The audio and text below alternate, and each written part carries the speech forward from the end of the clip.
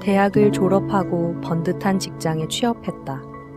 하지만 이곳에서의 시간은 즐겁지가 않고 행복하지가 않다. 내게 주신 달란트는 어떤 것이 있을까?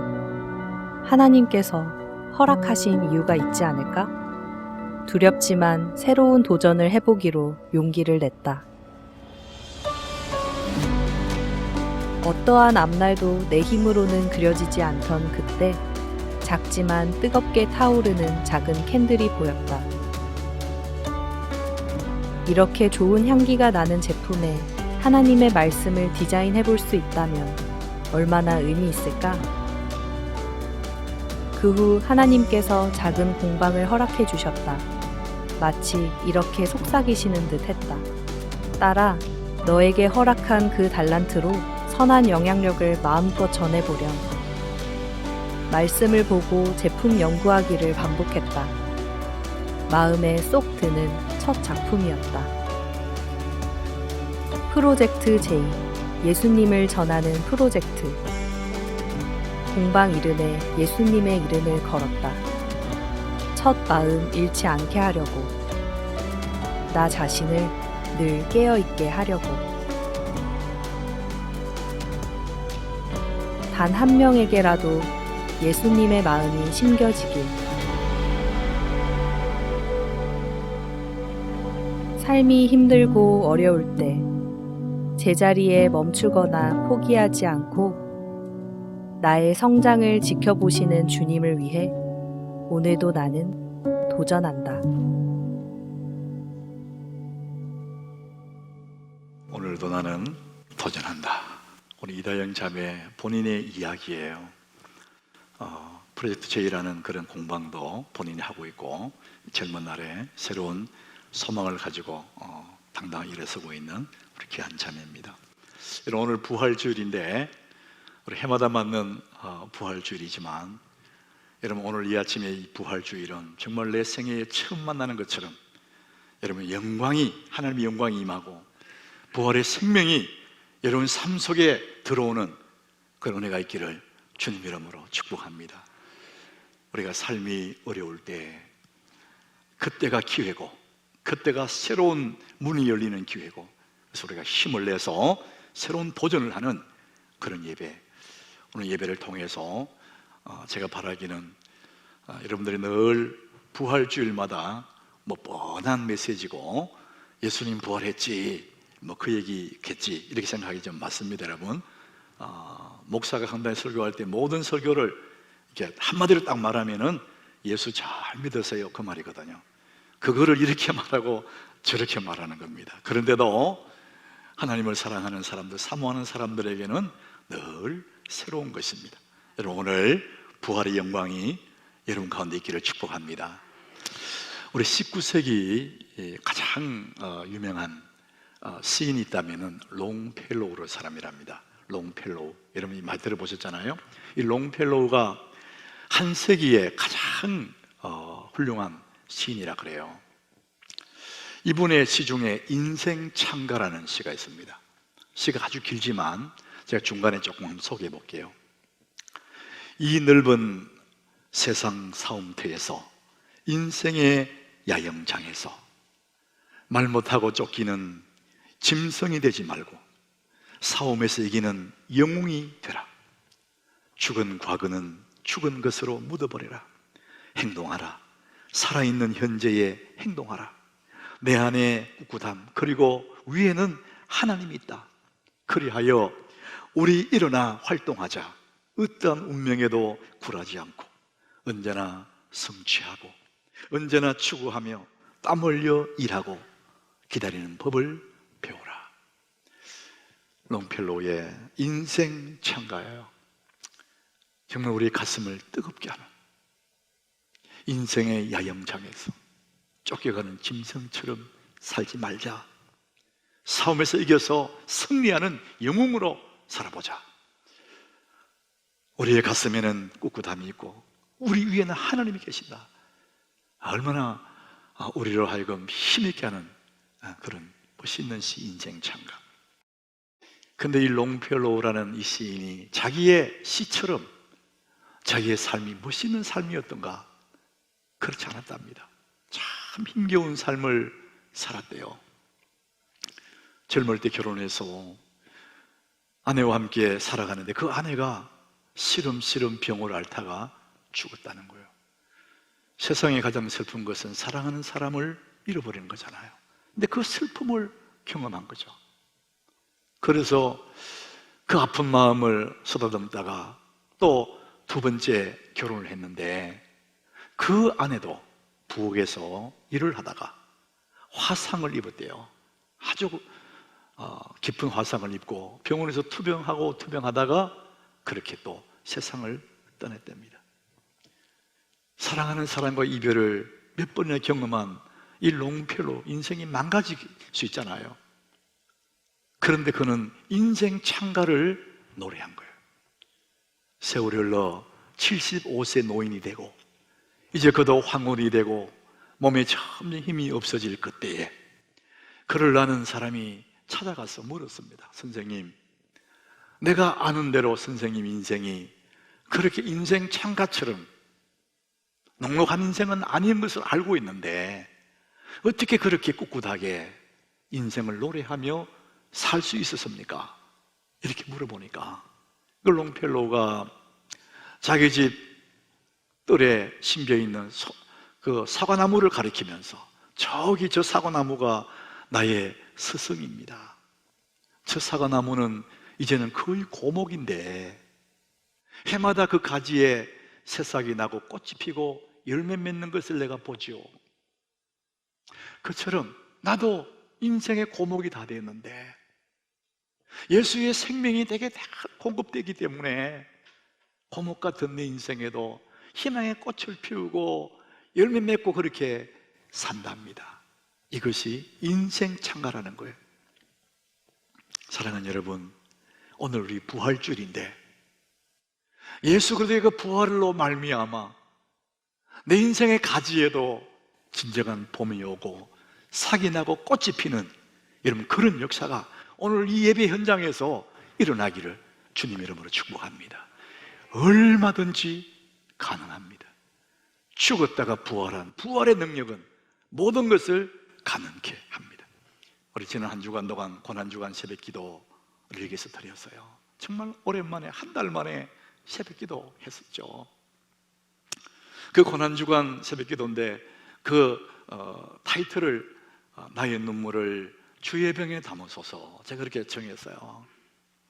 우리 예수님이 흘리셨던 그 눈물, 주님이 흘렸던 그 땀방울, 피방울을 생각하면서 주여 나의 눈에 눈물을 주의 병에 담으소서. 우리 한 주간 주의 말씀 묵상하면서 얼마나 감격스러운지 몰라요.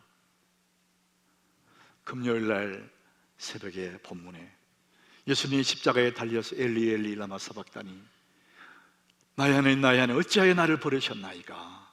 그리고 예수님이 운명하시는 그 시간에 성전의 휘장이 위에서부터 아래로 쫙 찢어진 그 본문이 나와요. 이제는 우리가 자유하다는 것입니다. 얽매여 있던 우리가 자유하다는 것이죠. 여러분, 성전 휘장이 찢어지는 것처럼 여러분의 모든 고통들이 이 부활의 아침에 사라지기를 바랍니다. 여러분 멍에의 줄이 끊어지기를 바랍니다. 흉화의 결박이 풀어지기를 바랍니다. 우리의 용기로 아니라 예수 그리스도의 생명구리가 오기 때문에 부활의 능력으로 우리는 다시 시작하게 될 줄로 믿습니다. 그분이 살아계신다는 것이죠. 여러분 요즘처럼 이렇게 온 나라 사람들이 마음이 복잡하고 움츠러들고 이처럼 어려운 때가 없어요. 사람들이 참 어려워합니다. 왜 여러분 이런 어려움을 만날까요? 우리는 알 수가 없어요. 그런데 저는 우리 사람들이 땅에 살아가면서 이번만 그런 게 아니죠. 늘 이런 어려움들이 와요. 어려움을 만나는 이유, 내 개인뿐만 아니고 온 사회적으로 온 나라의 어려움이 오는 그것은 내가 어찌할 수가 없어요. 내가 아무리 애를 써도 그건 내가 바꿀 수가 없습니다. 문제는 뭐냐? 내 개인적으로 그 어려움을 어떻게 해석을 하는가? 따라서 내 인생의 결과는 달라지는 것이죠. 예를 들면 여러분, 오늘 만약에 비가 추적추적 비가 내린다고 생각해 봅시다. 비 내리는 것은 내가 어찌 할 수가 없어요. 다만 그 비를 보고 해석하는 사람에 따라서 마음가짐이나 삶이 달라지는 것이죠. 비가 쭉쭉 내리더라도 야, 오늘 비가 내리네, 오늘 친구와 함께, 마음 맞는 친구와 함께 뜨거운 차를 마시면서 즐거운 시간을 가지면 좋겠다, 이런 생각하면은 기쁜 거에 비 오는 것이. 브라질에 비가 내리면 스타벅스 주식을 사라 그랬는데 주식을 사야 되나, 이러면 새로운 희망이 오는 거예요. 근데 야, 오늘 비가 오네, 벚꽃놀이 갈라 그랬는데 벚꽃놀이 못 간다. 그 마음이 이제 불편해지는 거예요. 이 비가 지나고 나면 벚꽃 다 떨어질 건데 이러면은 그 비가 내게는 불편한 거예요. 여러분, 인생은요 해석이야. 온 세상에 덮어오는 이 비, 어려움들, 이것은 내가 어쩔 수 없어. 그러나 그 비를, 그 어려움들을 해석하는 내 마음에 따라서 다른 인생의 결과가 온다는 것이죠. 여러분, 오늘 이 누가복음 24장의 말씀이 그런 말씀입니다. 이 본문이 굉장히 길어요. 그래서 중간에 끊어서 마지막 부분을 읽게 했거든요. 자, 오늘 이 본문의 긴 본문의 13절 이렇게 시작합니다. 우리 같이 한번 읽어봅니다. 그날에 그들 중 둘이 예루살렘에서 25리 되는 엠마오라 하는 마을로 가면서, 이 한 절에 많은 얘기를 함축시켜 놨어요. 그날 예수님이 십자가에 죽으시고 며칠 지난 후에 그들 중에 둘이, 이게 누군지는 몰라요. 어떻게 두 사람이 예루살렘에서 엠마오를 향해서 내려가고 있는 것입니다. 그런데 이 두 사람이 누굴까? 우리는 예수님의 주변에 12제자는 다 알고 있습니다. 그런데 12제자 그 다음에 70인 제자가 있어요. 그래서 오늘 여기에 그날에 그들 중 둘이, 그 말은 그들 70인 중에 두 사람일 거다, 이렇게 보는 것입니다. 이들이 이제 예루살렘에서 엠마오를 향해서 가고 있습니다. 오늘 본문이 이제 이렇게 시작되는 거예요. 그들이 가면서 슬퍼하면서 가는 거예요. 실망에 차서. 아니, 예수님이 어떻게 그렇게 돌아가시지? 실망하면서 엠마오로 가고 있는데 그때 부활하신 예수님이 그들 옆에 동행을 하고 계시는 거예요. 근데 그분이 예수님인 줄 몰라요. 눈이 어두워서 가려서 그분이 예수님인 줄 몰랐다는 거예요. 예수님은 십자가에 죽으셨기 때문에 그분이 예수님일 거라고 아무도 생각 못한 거죠. 날이 기울어갈 때 객주에 들어가서 저녁을 같이 먹다가 눈이 밝아져서 그분이 예수님을 알았다는 것이죠. 그래서 너무나 감격스러워서 가던 길을 돌아서서 그 밤에 곧 일어나서 예루살렘을 돌아오는 너무나 아름다운 이야기가 오늘 본문의 이야기. 이게 아주 긴 얘기예요. 이 사람들이 예수님 십자가에 돌아가신 길을 봤어요. 그리고는 그걸 보고 너무 실망해서 이제 예루살렘에서 엠마오로 가고 있는 것입니다. 사람이 왜 어려움을 당하느냐? 온 세상에 덮어오는 그 자체에 대해서는, 모두에게 다가오는 어려움에 대해서는 내가 어쩔 수 없지만 해석에 따라서 달라질 수 있다. 제가 그 말씀드렸지 않습니까? 예수님 십자가에 돌아가셨어요.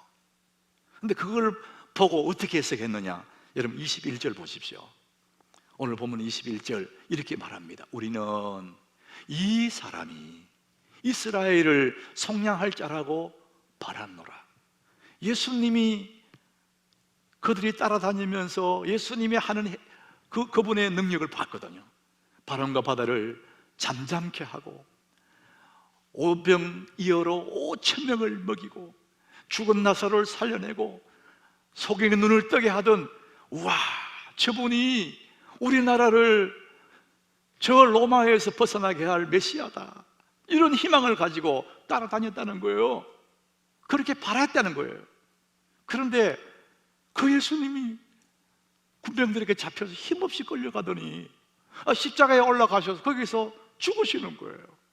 그건 너무 실망이 된 거예요. 우리는 그렇게 되기를 바랐는데 그 희망이 사라져버리는 거예요.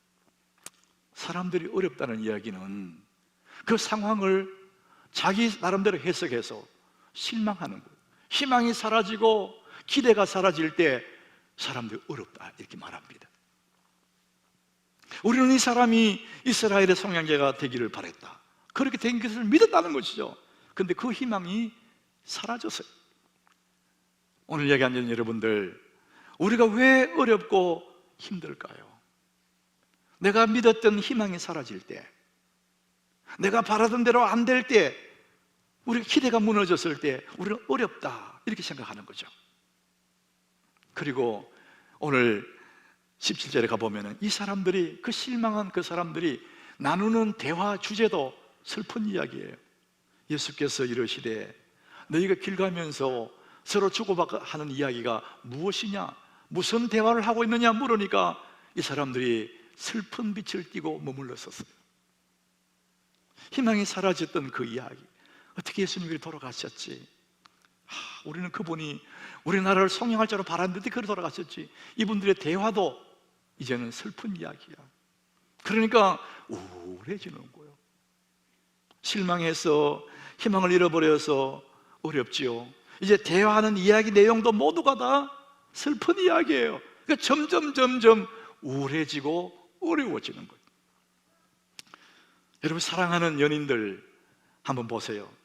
너무 좋아서 얼굴이 막 조음을 가눌 수가 없어요. 사랑하는 연인들을 보면 그래요. 여러분, 청년들이 얼굴이 확 피어나고 날 예뻐지기 시작하면 우리 뭐라 그럽니까? 너 연애하지 이러잖아요. 연애하면 피어나는 거예요. 우리는 당연한 거 아닙니까? 근데 이 사람들은 슬픈 얘기하는 거예요. 어렵고 힘든 슬픈 얘기하니까 얼굴이 어두워지고 점점 더 우울해지고 어려워집니다. 여러분, 이혼을 꺼내고 이혼 얘기를 하는 부부들 얼굴 보세요. 캄캄합니다.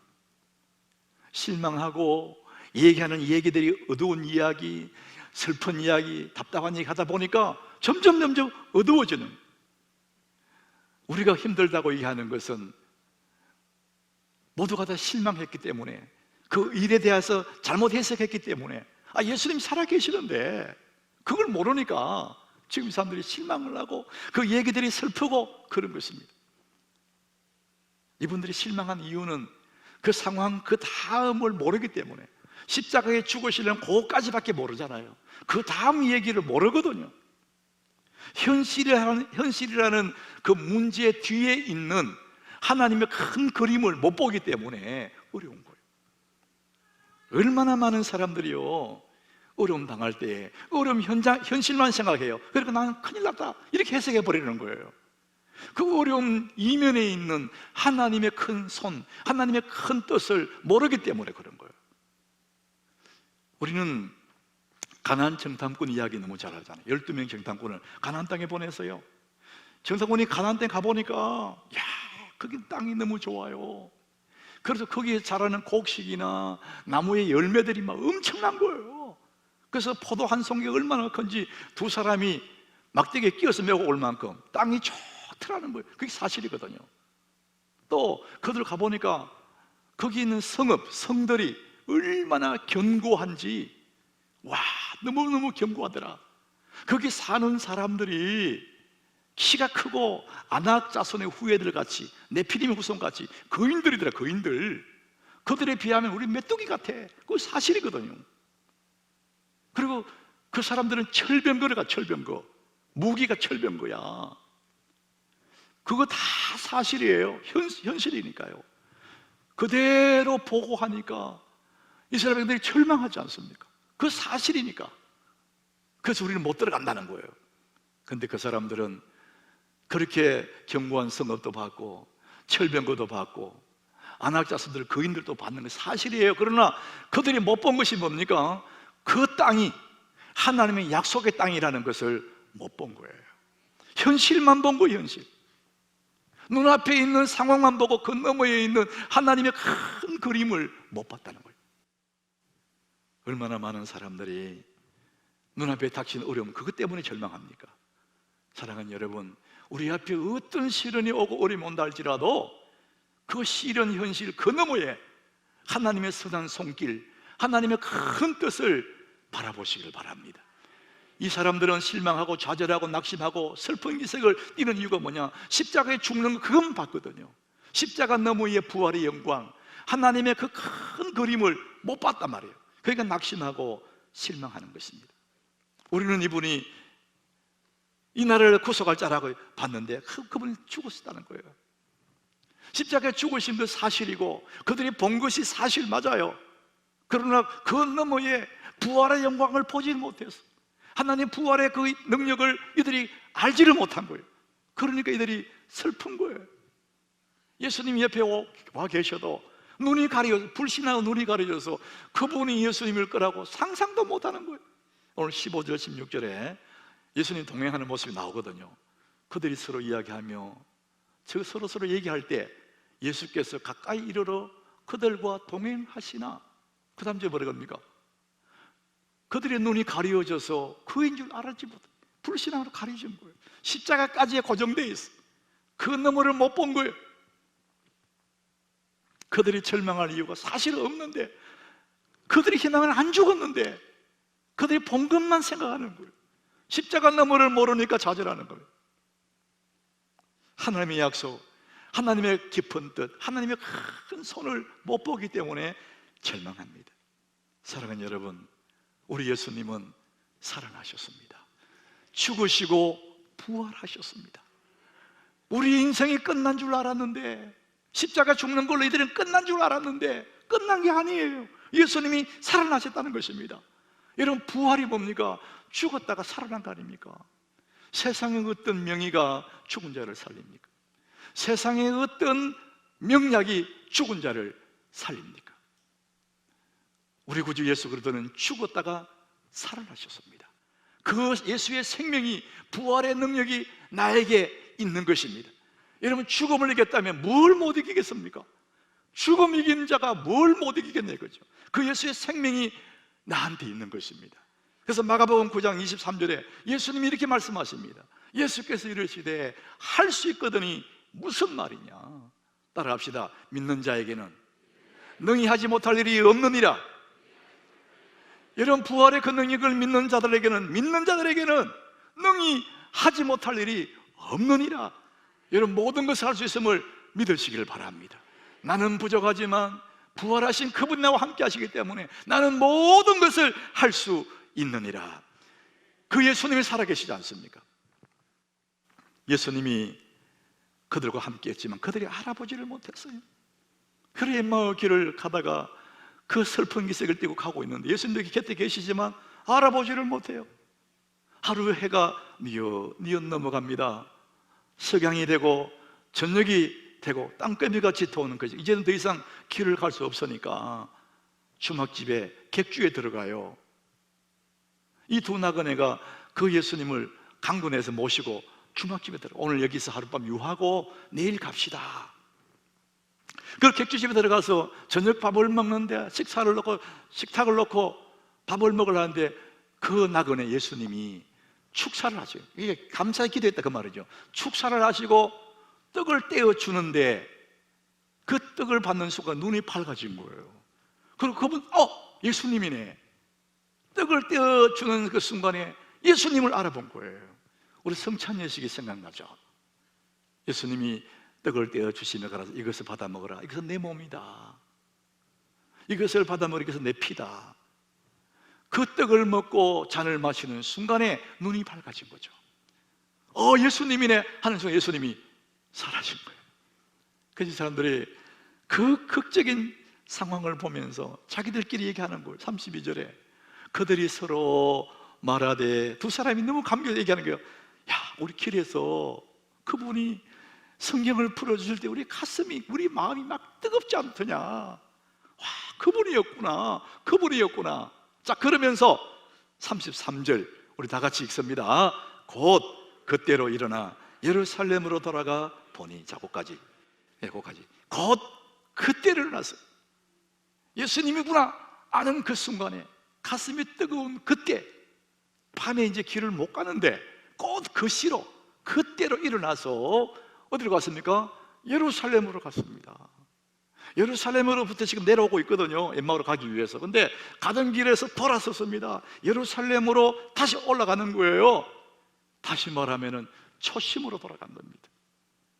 우리가 인생을 살다가 힘들어질 때 가장 좋은 방법이 뭐냐? 처음으로 돌아가는 겁니다. 기본으로 돌아가는 거예요. 초심으로 돌아가는 거예요. 직장인들 일하다가 힘들 때마다 초심으로 돌아가면 살아날 수 있습니다. 답답하고 힘들 때에 그때 멈춰서서 우리는 다시 초심으로 돌아가면, 원래의 기본으로 돌아가면 살아날 수가 있습니다. 이들이 예루살렘에서 슬픈 기색을 띠고 실망하고 좌절해서 엠마오로 가고 있다가 즉시로 돌아서서 다시 예루살렘으로 올라갑니다. 사랑하는 여러분, 우리가 돌아가야 할 예루살렘이 어디입니까? 오늘 부활주일에 주말에 주님 앞에서 주님이 살아나셨구나, 부활의 주님 앞에 예배하면서 우리가 돌아갈 예루살렘이 어디입니까? 우리의 인생의 기본기, 우리 신앙의 기본기가 뭡니까? 우리가 돌아가야 할 예루살렘, 우리의 신앙의 기본기는 예배입니다. 여러분, 예배로 돌아가셔야 됩니다. 여러분 삶에 우리의 예루살렘, 내가 돌아가야 할 인생의 기본기, 예배에 돌아가게 될 때 우리의 삶의 모든 것이 회복될 줄로 믿습니다. 그동안에 얼마나 움츠러들고 예배를 한다고 하지만은 정말 마음 졸이면서 예배했고, 있는 처소에서 영상으로 예배한다고 했지만은 정말 마음 답답하게 그렇게 예배 드리지 않습니까? 우리의 신앙의 가장 기본기, 내가 돌아가야 할 예루살렘, 그 자리는 예배인 줄 믿으시길 바랍니다. 여러분 삶의 예배가 회복되면 모든 것이 회복되는 것입니다. 우리의 돌아갈 가장 기본기, 내가 돌아갈 예루살렘, 우리의 신앙의 기본기가 어디입니까? 기도의 자리입니다. 여러분, 기도가 회복되면 내 삶이 회복되는 줄 믿으시기를 바랍니다. 우리가 새벽에 기도하지도 못하고 가정에서 기도하세요. 사실 가정 기도한다고 하지만은 기도가 됩니까? 신음하듯이 주여 그러다 자고, 말씀 묵상한다고 눈에 들어와 그게 자고. 우리가 돌아가야 할 인생의 기본기, 내 삶의 가장 기본기는 기도로 돌아가는 것입니다. 여러분, 기도하면 모든 것이 새로워질 줄로 믿습니다. 예수님이 말씀하세요. 요한복음 14장 14절에 내 이름으로 무엇이든지 내게 구하면 내가 행하리라. 따라합시다. 무엇이든지. 예수님이 하는 무엇이든지 우리의 마음을 뜨겁게 하는 그거예요. 너 무엇이든지 구하라. 그럼 내가 행한다. 고린도후서 1장 20절에 하나님의 약속은 얼마든지 그리스도 안에서 예가 되나니, 예스, 뭐든지 하면 예스라는 거야. 노가 없다는 걸 하나님 말해서. 따라합시다. 얼마든지, 무엇이든지. 여러분 이 두 말을 기억해 보십시오. 부활의 주님과 함께하는 우리의 삶 속에 그분이 나와 함께 계시기 때문에 나는 무엇이든지 할 수 있고 얼마든지 할 수 있다. 여러분이 예배가 회복되고 기도가 회복되면 무엇이든지 얼마든지 가능한 줄 믿으시길 바랍니다. 나는 우리 하남교회 모든 교인들이 이제는 더 이상 두려워하지 마시고, 더 이상 엠마오로 향해 가지 마시고 예루살렘으로 향하시기를 바랍니다. 곧 그 시로 돌아갔습니다. 그 사람들이. 우리 하남교회가 이전보다 이후의 영광이 더 클 줄로 믿습니다. 미국의 중서부에 인디애나 주라고 있어요. 아주 시골 마을이에요. 그 마을에 빌과 글로리아라는 이 두 사람이 교사인데 결혼을 했어요. 너무나 사랑하는 남녀 사이에 하나님을 사랑했던 사람들이, 이 사람들이 두 사람 다 교사인데 결혼을 했어요. 근데 결혼을 했는데 아이가 없는 거예요. 여러분, 젊은 청춘이 결혼을 했는데 아이가 때가 되면 툭 들어온다. 그건 너무 감사한 일이거든요. 근데 아이가 없어요. 얼마나 마음이 무겁겠어요.